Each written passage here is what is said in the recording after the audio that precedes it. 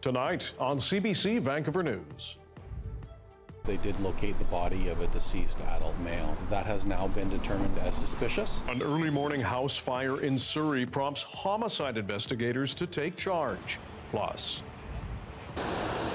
evacuation orders on Vancouver Island and alerts in the Fraser Valley as another round of heavy rain soaks parts of the south coast. I wasn't as comfortable last night as I usually am. And for our businesses, it's been slower. Washington state border communities brace for another tough year as fewer Canadians head south. Compared to 1 year ago, we have seen a 50% drop in terms of our package volume.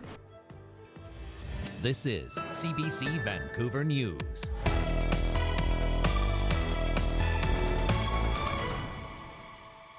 Hello, I'm Dan Burritt. Thanks for joining us. Homicide investigators are now looking into the death of a man after a fire in Surrey. Saurabh Sandhu has our top story. Surrey police says shortly after 7 a.m. Monday morning, officers were called to the Panorama Ridge neighborhood as firefighters battled a house fire. The SPS says as crews worked to knock down the flames, they found a body inside. The fire investigators are still unsure how many people were inside the house. There was the body of the one adult male located deceased. They don't believe anyone else was in the house, but they're still working to determine who may have been living there and if anyone was in the house and left before the fire happened. Police say it's not clear yet what sparked the fire, but after speaking with the coroner, they say it may be criminal and have called in homicide investigators. The file is now being referred to IHIT. Anyone with information or dashcam footage near 56th Avenue and 127th Street between 5 to 7 a.m. Monday morning is being asked to contact police. Saurabh Sandhu, CBC News, Surrey. People living near the Chilliwack River are being told to be ready to leave at a moment's notice as heavy rain and rising water levels once again prompt flooding concerns. More now from the CBC's Shivani Joshi. I wasn't as comfortable last night as I usually am. The Chilliwack River is Alfred Amato's backyard. When the evacuation alert was activated Sunday night, it brought back worries. The next morning, some relief after he checked the water levels. I feel pretty safe. Feels all right. Like I said, I don't understand why we had an alert last night, evacuation alert, when this river has been way worse, and it's still way out there. He says he's lived here long enough to watch the river closely. It's up at the first step, and that's minor. Like at this, when we have the flood times. The Fraser Valley Regional District issued the alert, warning people to be ready to leave on short notice as another atmospheric river moves through the region. It was done out of abundance of caution. We do know that the rainfall as well as the river level is trending lower than was forecast, but there's still a risk remains. The alert applies to parts of Electoral Area E, from the Chilliwack City boundary to Allison Pool and Big Bend, and areas near the river up to Chilliwack Lake, including the Paulson Road subdivision. You're still expecting rises with the rain in terms of ground, snowmelt, and additional rainfall. Environment Canada says Chilliwack and the rest of the Fraser Valley saw 50 to 70 millimeters of rain, and up to 40 millimeters more could fall by Monday evening. But then once we get past that stage, that atmospheric river will shift northwards, and then Fraser Valley will be kind of out of the fire hose at least. Still, officials say conditions can change quickly and residents need to stay ready. It's really important to be aware of situations that can arise on a moment's notice and just to be prepared. For Alfred Amato, the alert is about awareness, not panic. Fraser Valley Regional District is looking out for the people that live in the area. I think it's all good. And it's urging everyone to keep an eye on official updates. Shivani Joshi, CBC News, Chilliwack. Meanwhile, one person needed to be rescued from a BC ski resort after an inbounds avalanche. As Alana Kelly tells us, the slide danger is high in the sea to sky backcountry on top of a rainfall warning. Oh yeah, it's getting dangerous. Rick Meloff was skiing Whistler Blackcomb when the weather quickly changed. Their coats are wet. So they went from being snow on your coat to being water. So that it was rising. And that's when he heard other people were in trouble. There was an avalanche on Bushrat on Blackcomb. Whistler Blackcomb confirms there were 2 separate avalanches inbounds on Sunday. The first one involving 3 people. The second one less than 2 hours later, where another 3 people were involved and 1 person needing to be rescued. The resort says no one was injured. I have my avalanche gear with me.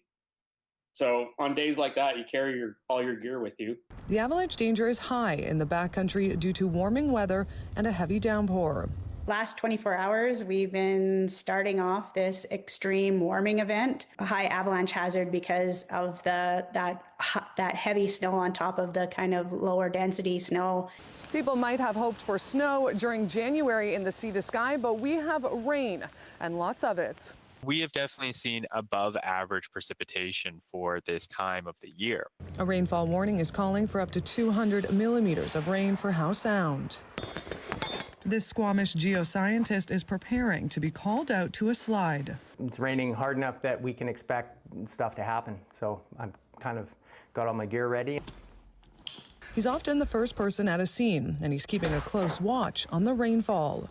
Often storms come in and they'll just hammer one location on a hillside with just anomalous amounts of rain, and that'll be the trigger often that causes the landslide. But where slides could happen is hard to predict. There'll be some areas that are hit really hard and others that don't feel it as much. As temperatures warm up, drivers should be prepared for fog on the highways through the sea to sky. Alana Kelly, CBC News, Squamish.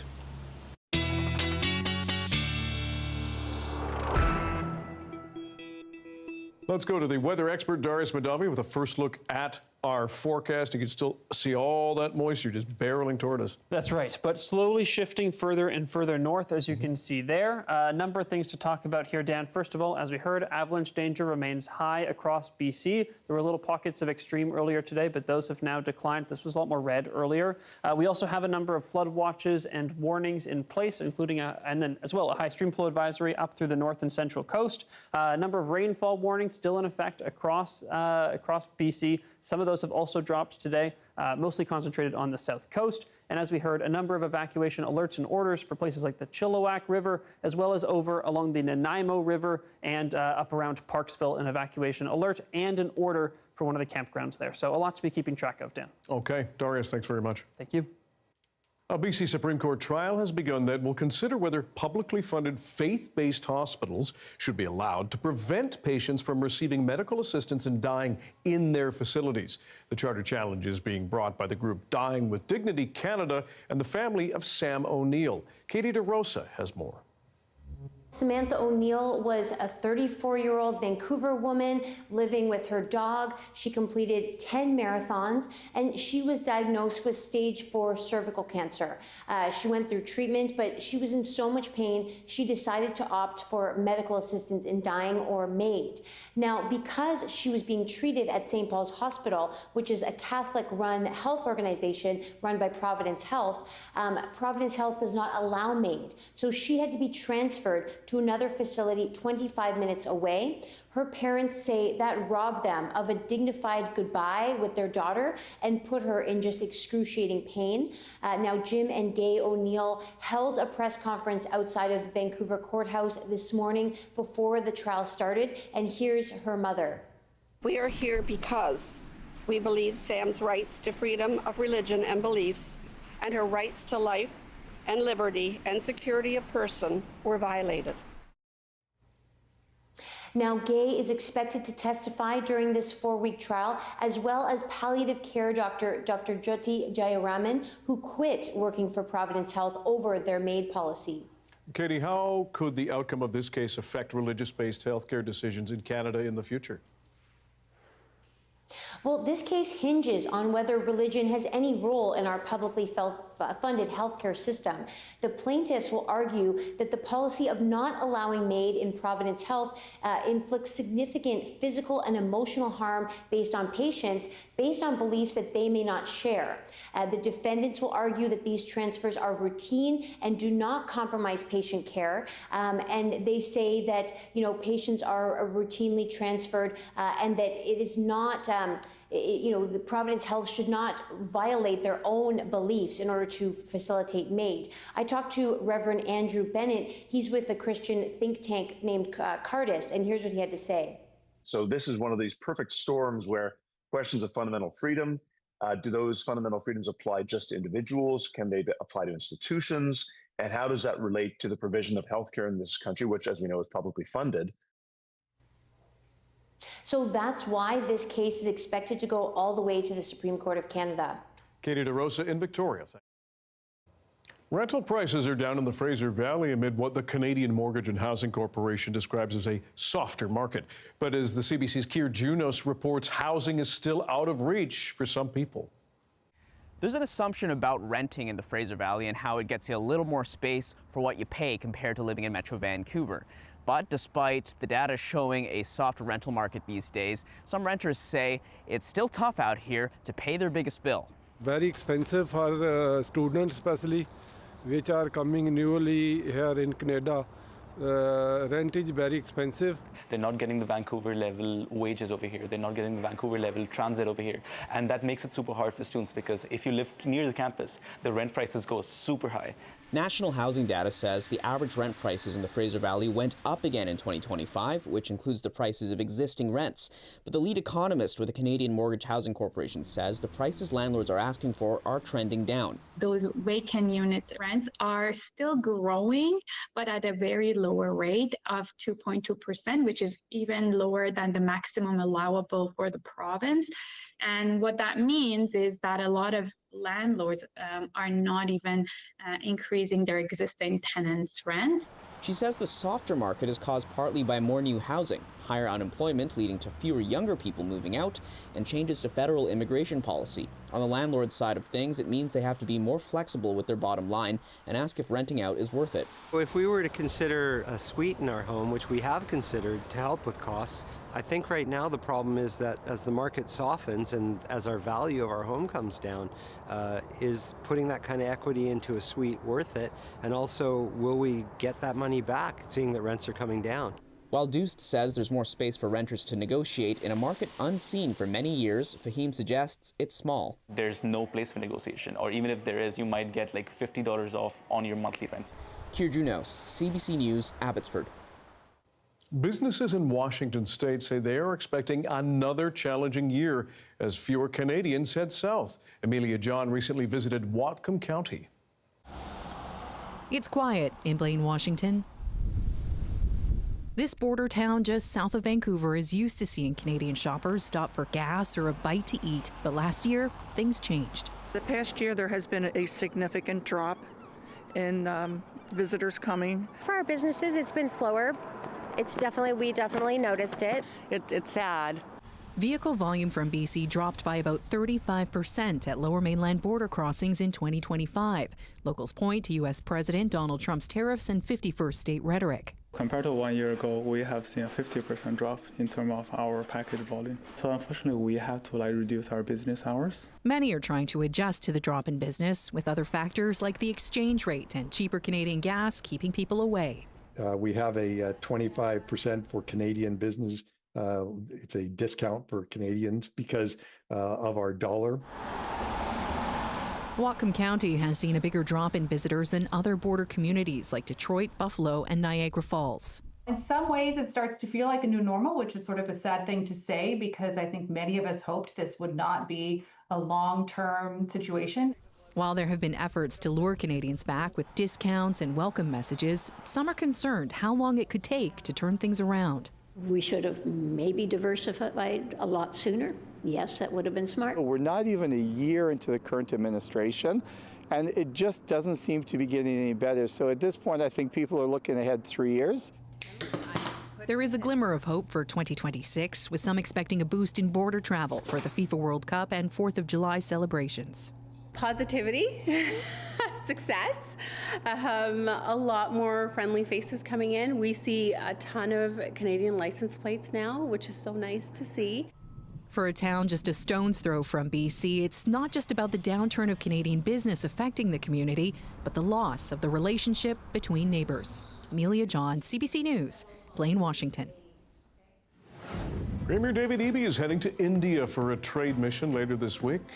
Find out which industries he wants to bolster on that trip next.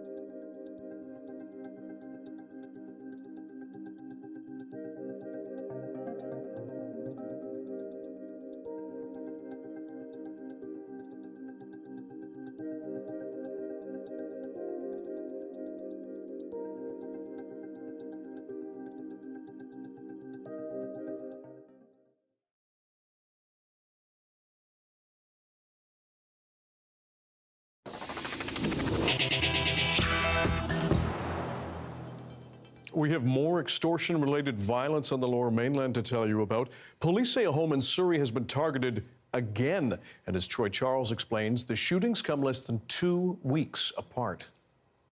The extortion endemic in the Lower Mainland rages on. This home behind me here on the outskirts of Cloverdale has now been riddled with bullets twice in less than 2 weeks.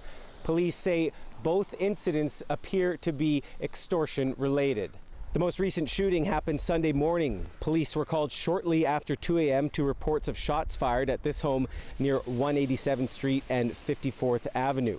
When police arrived, they found bullet holes in the front of the residence. Thankfully, no one was home at the time of the shooting.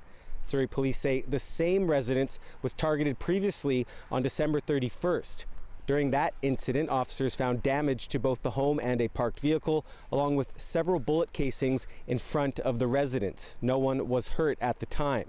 Anyone with information about either incident, including CCTV or dashcam footage, is asked to contact police. Yeah, 2 in 2 weeks is definitely very distressing to all of us. We've had a number of incidents in neighboring jurisdictions the last few weeks. Delta, Langley, Abbotsford's had some. Sadly, this isn't a Surrey-only issue. This is an issue impacting and affecting all of the Lower Mainland. Neighbors that we spoke to who did not want to appear on camera say the shootings are disturbing and nerve-wracking. They say they fear letting their young children play outside. A shared concern for many neighborhoods across Metro Vancouver as these extortion-related incidents continue to pile up. Troy Charles, CBC News, Surrey. Premier David Eby is heading to India for a trade mission on Friday, part of a push to diversify our economy beyond the U.S. As the CBC's Katie DeRosa reports, it comes just as the American military action in Venezuela over oil appears to have bolstered Alberta's case for a new pipeline to the Pacific. A softwood lumber industry battered by U.S. tariffs and major investments in LNG and critical mineral projects has British Columbia looking for new customers overseas. BC's premier is looking to India through a trade mission that starts today. India is poised to become the third largest economy in the world. British Columbia is currently the largest trading partner India has in Canada, and we're looking to expand that. While BC's exports to India are growing, they remain a fraction of the province's trade with the U.S.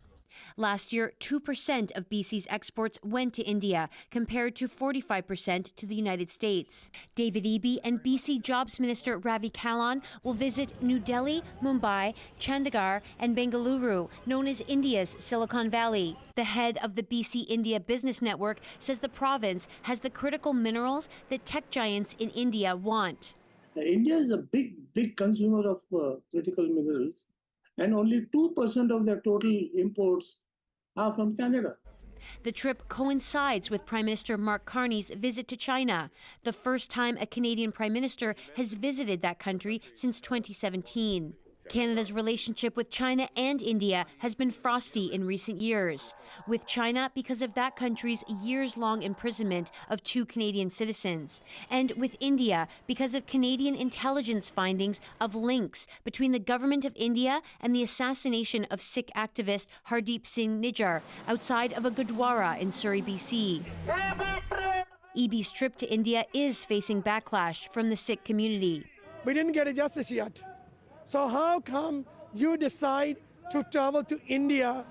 The Premier says he remains concerned about the murder of a Canadian citizen on BC soil, but that matter is between the federal government and the government of India. In a moment of opportunity and warming relations with India, to ensure that we're benefiting from that, delivering jobs for British Columbians, and particularly in sectors that have been particularly hard hit by Trump's tariffs, like the softwood industry. Eby says the U.S. military actions in Venezuela and Trump's saber rattling in Greenland and Mexico have made this trade mission even more urgent. Katie DeRosa, CBC News, Victoria. Here's a look at a rather stormy day in Long Beach in Tofino.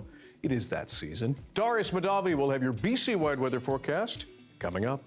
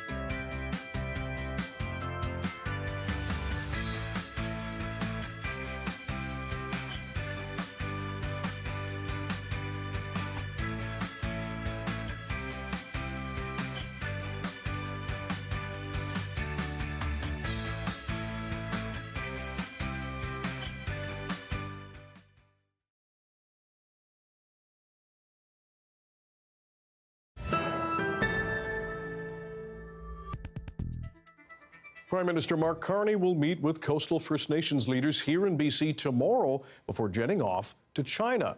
The Prime Minister's office confirms the meeting will be in Prince Rupert. A government official says it's expected to focus on major projects and how Ottawa and First Nations can make sure they're built sustainably.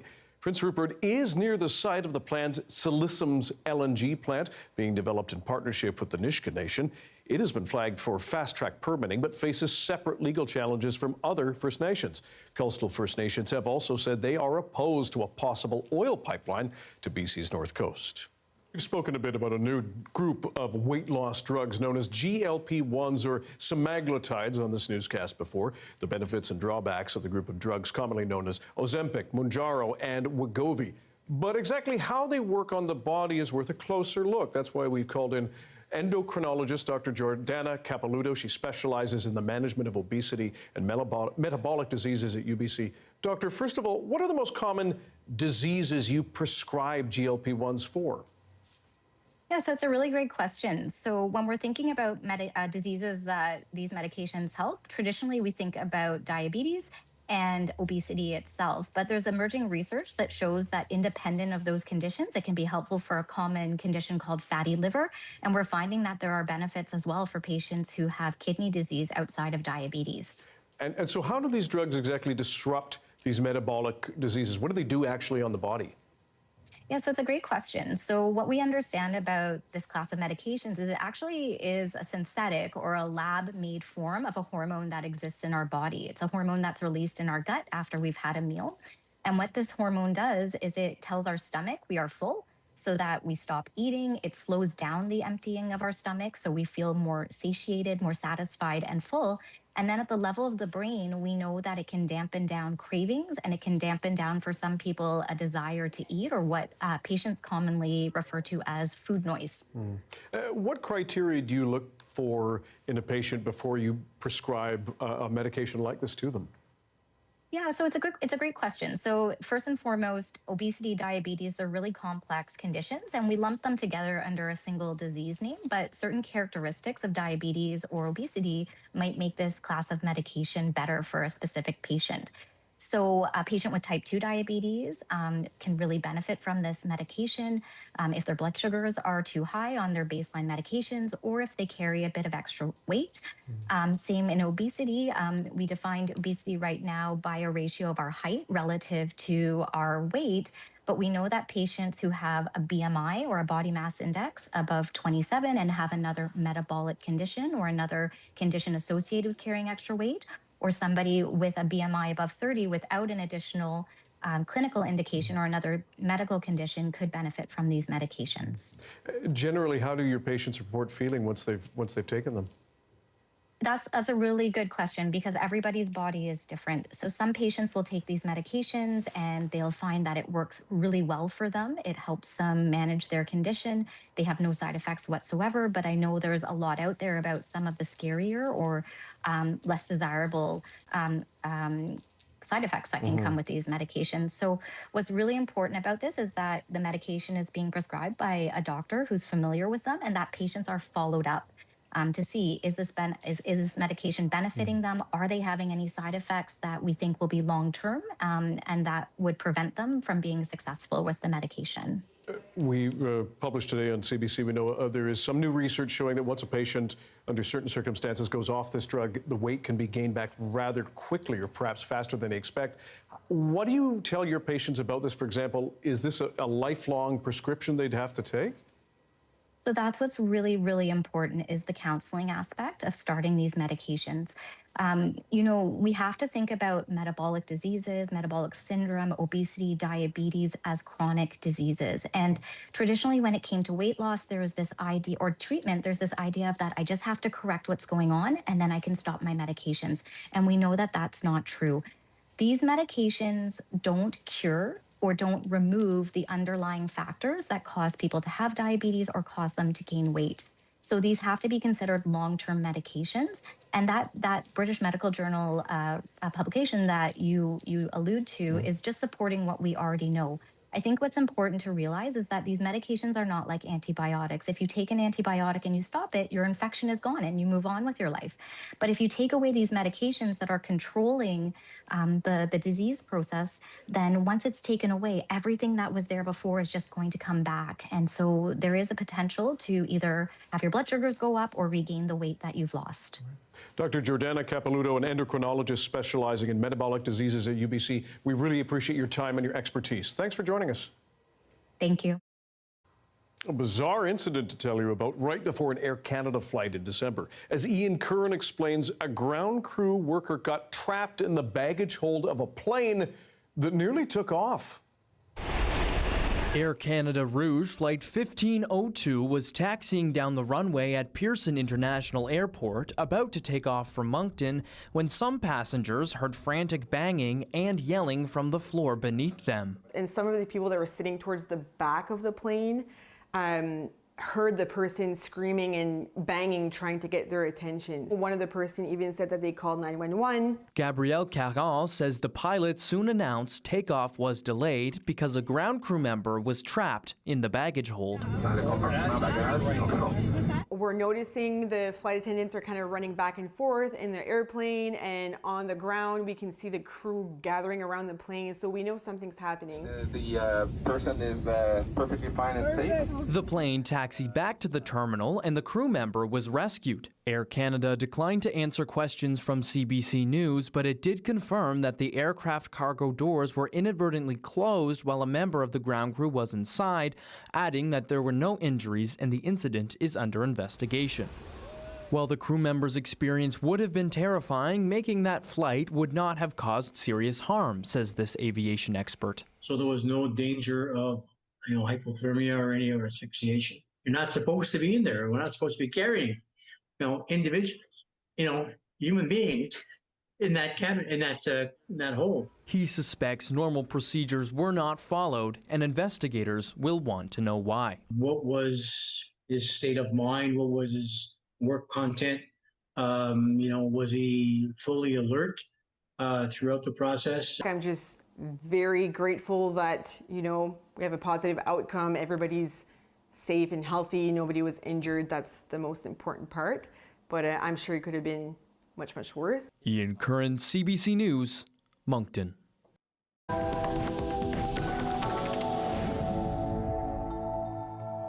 U.S. President Donald Trump says Iran has proposed to negotiate after he threatened military action over Tehran's crackdown on nationwide protests. Iran's leadership says they are open to talks, but as Crystal Gumansing reports, they're also prepared for war. Iran's Foreign Minister Abbas Araghchi said control has been restored. Furthering that narrative, the president, Masoud Pezeshkian, took to the streets alongside pro-government demonstrators. Coffins were carried throughout the streets today.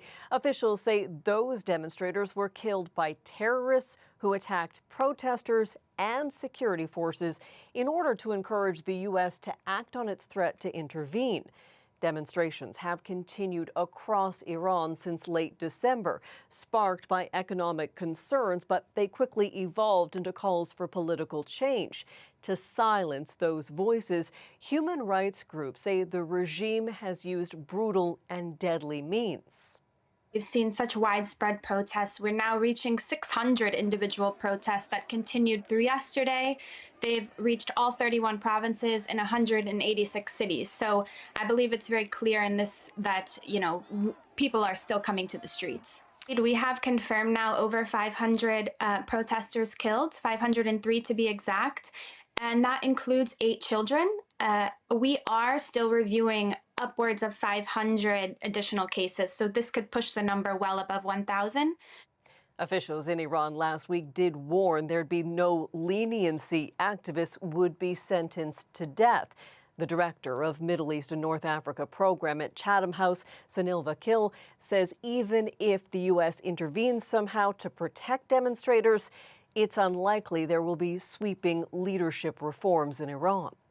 It depends, of course, the scope and scale and the intention and objectives of the United States. could lend some support to protesters, but there are key variables that are still needed internally and externally for this protests to really develop into something revolutionary. You need sustained resistance from inside the country. You need organizational capacity, and the Islamic Republic is constantly trying to break that. U.S. President Donald Trump is expected to be briefed on possible next steps to support the demonstrators Tuesday. Iran's foreign minister, meanwhile, says they're open to dialogue, but they're also prepared for war. Crystal Gamansing, CBC News, London. Coming up, a close look into the complex nature of BC's tanker ban. Lindsay Duncombe will talk to those in support and those against it. You'll want to see this.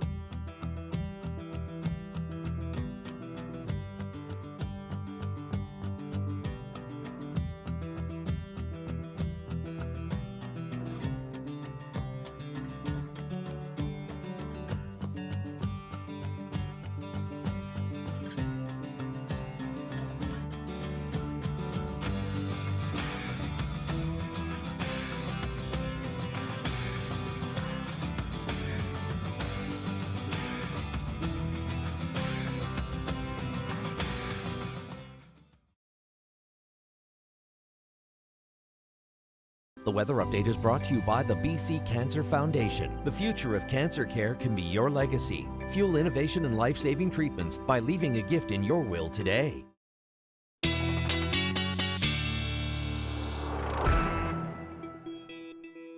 Our science and climate specialist Darius Madabi here with the BC-wide weather forecast and checking on the snowpack. We know a lot of people have been enjoying snowing and skiing and all sorts of, snowing. We got it. Snowboarding. Snowboarding and skiing. See, there you go. You take a week off, forget how to talk. Good. Anyway, what is the state of the snowpack? Good across BC. We have snowpack pretty much bang on normal for this time of year. I mean, 7% above normal is pretty close. But the south coast of BC is a bit of a different story. It is the place that has the lowest snowpack. So Vancouver Island, about 58% of normal. The south coast, 67%, so 33% below normal. But for the rest of BC, things are looking pretty good. Although this is as of January 1st. It takes them a while to come out with the snowpack report. This one we got on Friday. But the high temperatures and the rain that we've been seeing because of this atmospheric river, this Pineapple Express feeding into BC, is going to be hurting some of that snowpack, I will say. And then we have a bit of a dry stretch on the horizon as well. Now, you saw that atmospheric river starting to move off of the south coast. That should be good news in terms of these flood advisories, but doesn't mean they're going to drop right away as that rain stops. We still have a lot of snow melt coming down because of all that rain that fell on snow and those rising freezing levels. I will note the Englishman River Basin is under a flood warning. This is around Parksville, one of the places where we have those evacuation orders and alerts, so definitely something to be keeping an eye on. As that heavy rain has continued to move through, again, seeing that rain climb higher and higher over the last couple days up the mountains. Bad news for a lot of skiers and snowboarders in the days ahead because of all that rain that has been coming down, but it is continuing to move off. Not entirely out of the woods everywhere, though, as that continues to move further up.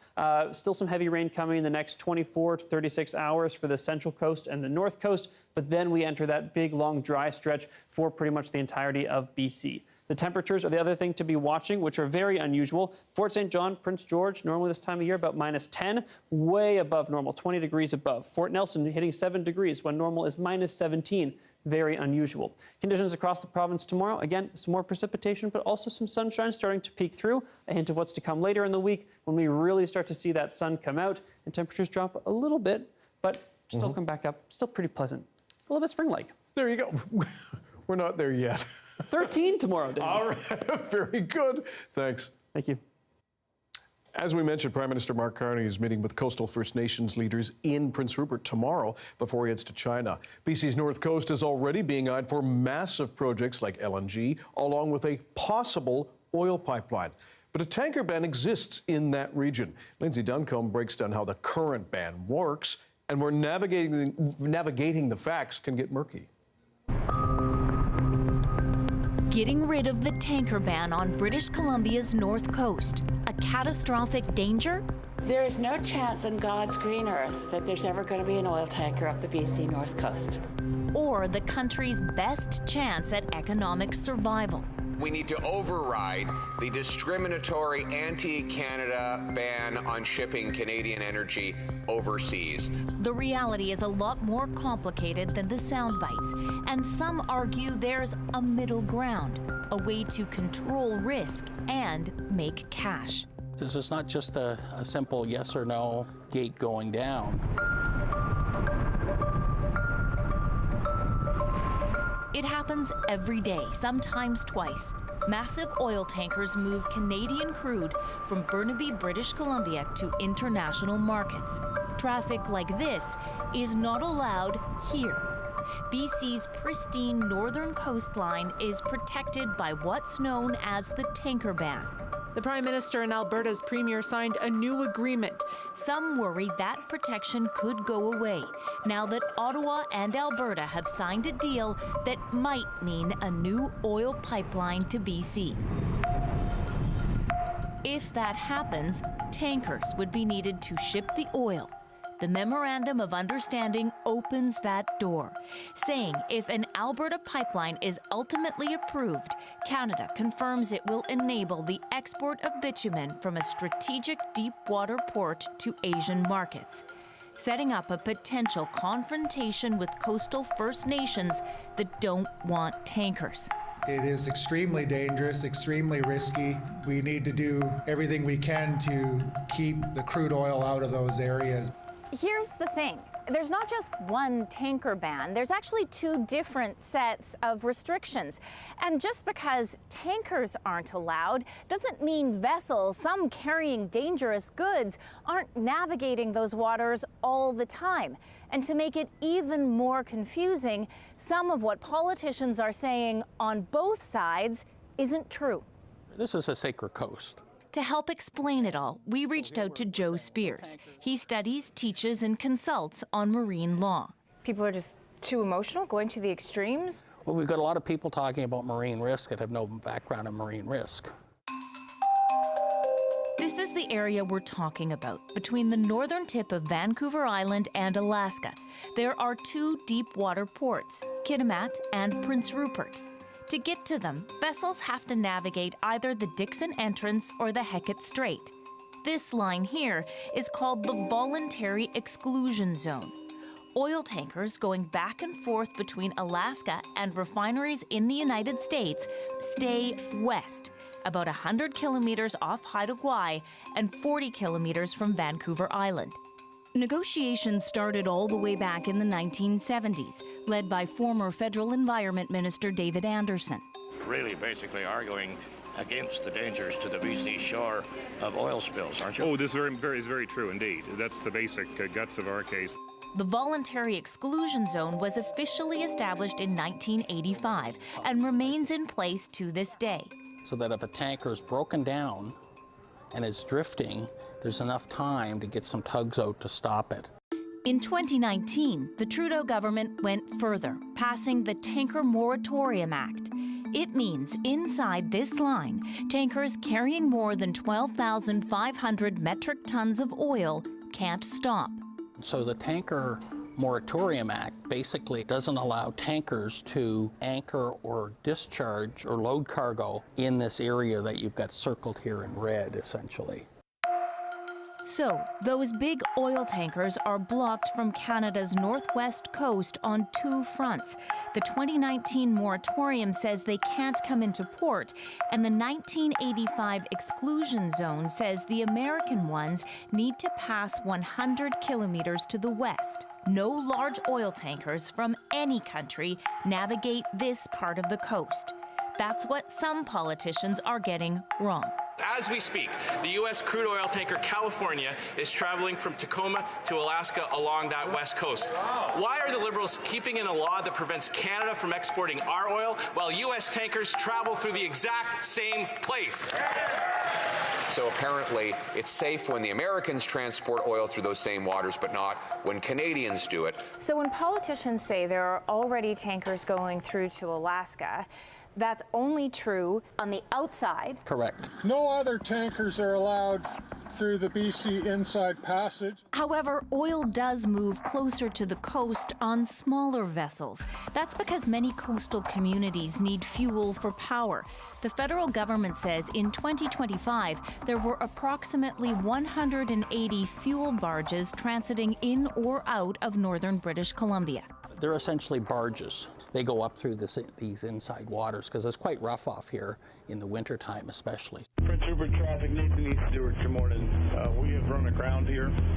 It can be dangerous. Back in 2016, an American tug and fuel barge was navigating near Bella Bella when it hit ground.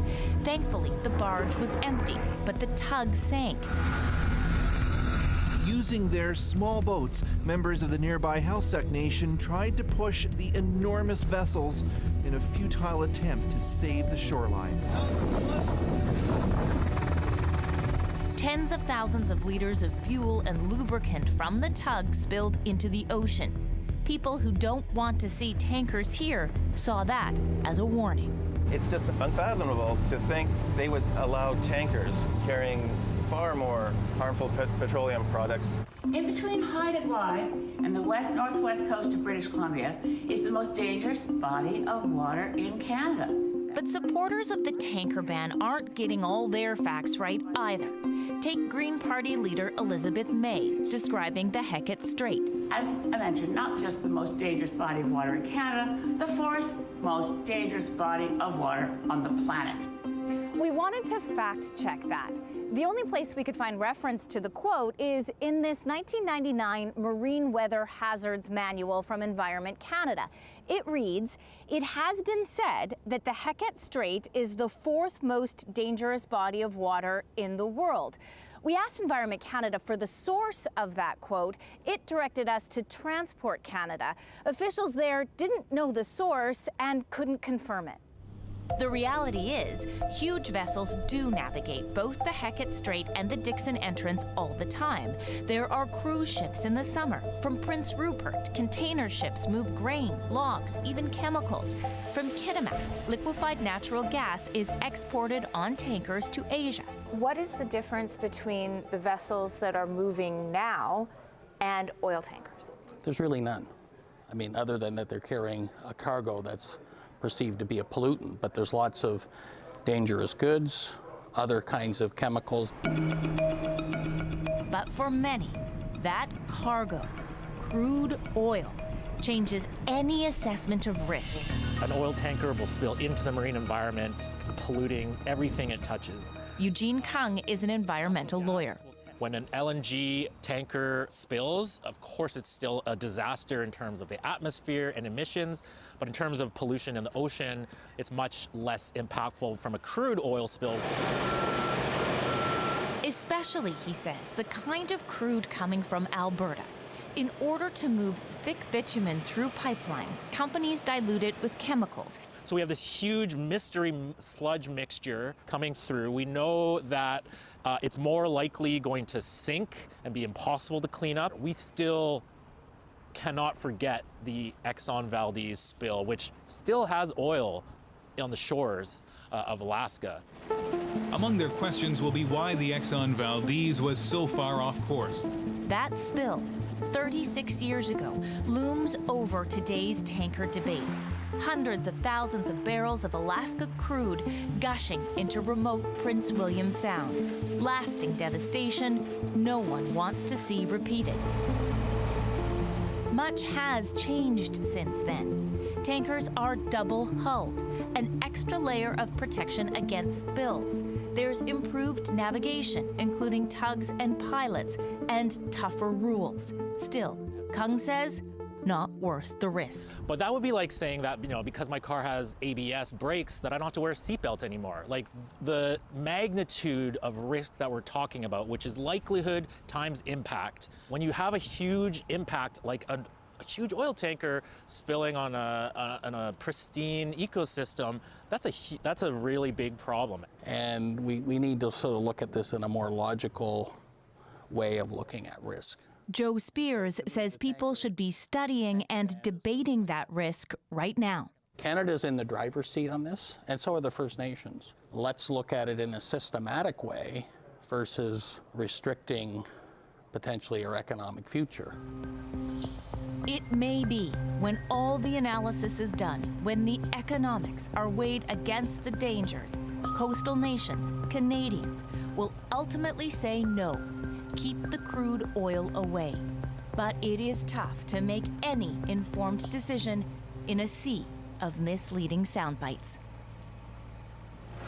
Coming up, look who's fighting outside his weight class. The hilarious encounter between a deer and a rhino. Stick around.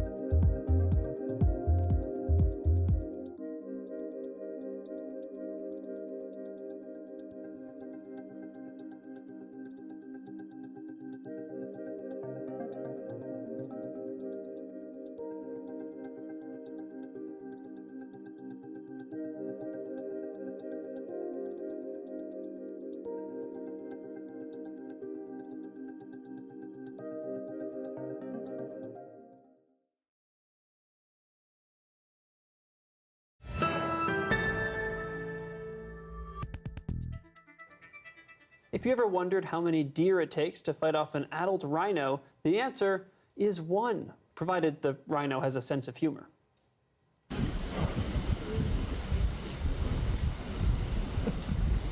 Here's a muntjac that weighs just 17 kilos, taking on a giant that weighs nearly 100 times more. Polish zoo officials say Marusia, the Indian rhino, on the right, is very gentle and aware of her size. Well, it's all play for her. The tiny deer was very serious and thought he was defending his mate.